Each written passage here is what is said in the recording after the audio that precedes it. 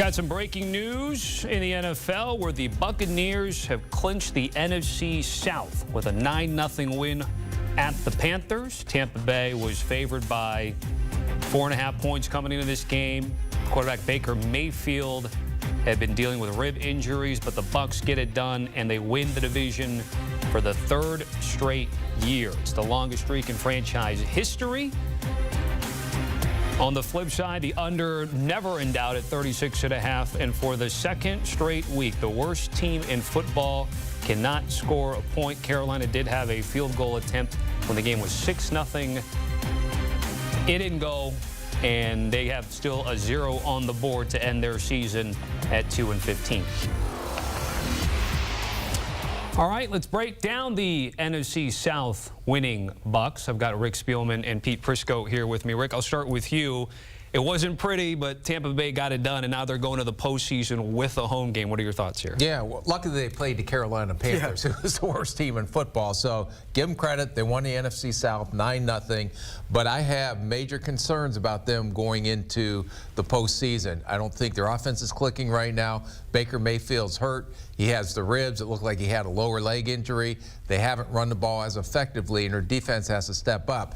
Carolina's offense is horrible, but you saw what happened when they played against a good offense in Derek Carr in New Orleans last week. They got carved up on the defensive side of the ball. Yeah, I'm more concerned about the offense. And the protection hadn't been good the last couple weeks, and I didn't see the numbers here, but they seem like they've been sped up a little bit. Baker Mayfield's playing hurt. I think offensively, that's the biggest concern for me. And they had been hot offensively before last week, so all of a sudden that's cooled down, and you're going to play, whoever you play, you're going to play a team that's going to score points. And so I think that's the biggest concern. Defensively, they've actually made improvements over the course of the season, but I'm more worried about the other side of the ball, the offense.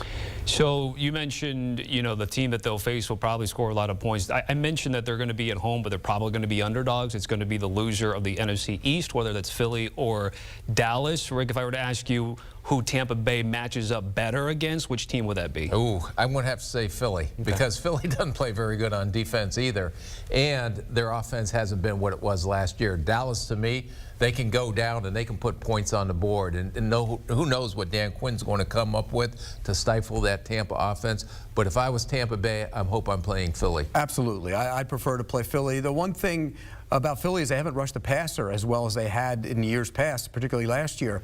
You know Dallas can rush the passer, so if they get a lead on you, they're going to turn their pass rushers loose, and we saw that with New Orleans last week. They had problems with their pass rush, so I think that would be more of a team that would be in the way of Tampa Bay. Look, Tampa Bay's at home. That's a big advantage, but I think both of these teams will be a, touchdown favorite or close to it against them, so it's going to be tough sledding for them. The only thing it wasn't a home advantage when New Orleans went and they had a chance to lock up the NFC South last week and got beat by New Orleans at home.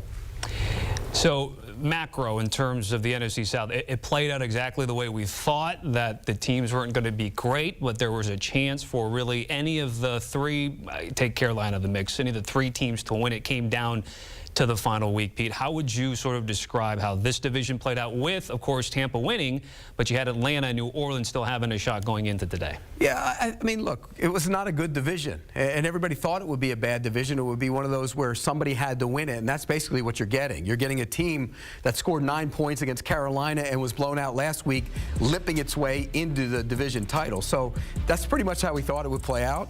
I didn't think Carolina was going to be very good this year at all. Surprisingly, they were a higher favorite than Tampa was going into the season, which I didn't see.